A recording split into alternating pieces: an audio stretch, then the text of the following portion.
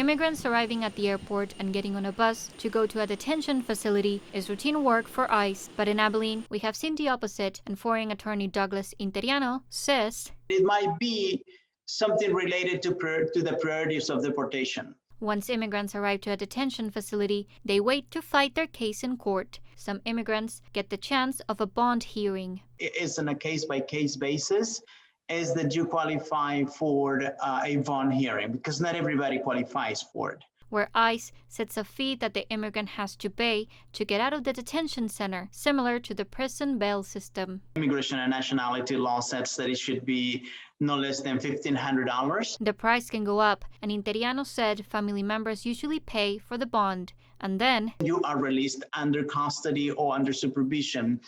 And it is because they might have determined that you're not a criminal, that you are not at risk of flight, and that you have relatives in the United States. Those who are released are given a time frame to appear in court, but it doesn't have to be in Texas. It's a matter of jurisdiction, right? You can request to move your hearing to the jurisdiction where you're going to reside until the process has been completed. And that's when immigrants travel through airports like the one in Abilene or bus stops to meet with their family members or U.S. sponsors. Attorney Interiano says immigrants themselves, their families, or in some cases employers, are the ones who pay for these flights. But in rare cases, ICE might chip in and pay instead.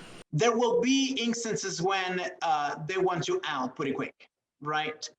And so that's when they will probably pay, the plane tickets.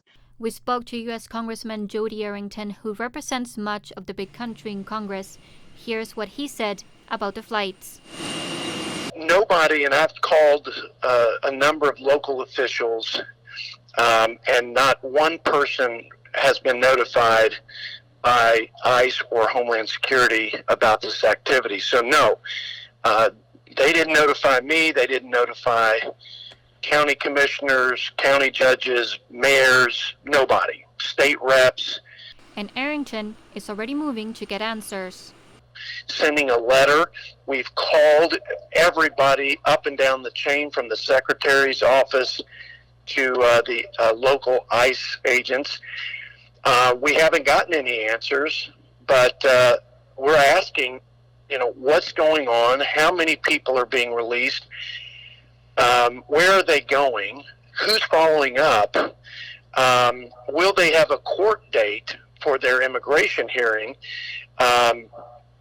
Or are they not even giving a notice to appear in court?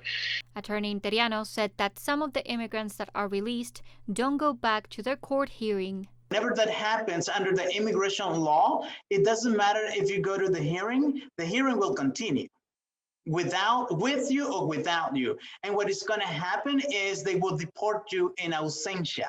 But he also says the process must be considered as to why they didn't show up.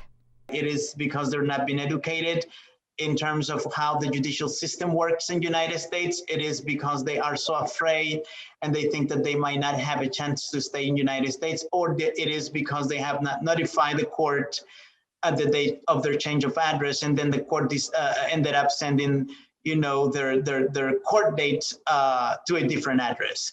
In Abilene, with coverage you can count on, Yara Roberto, KTAB News.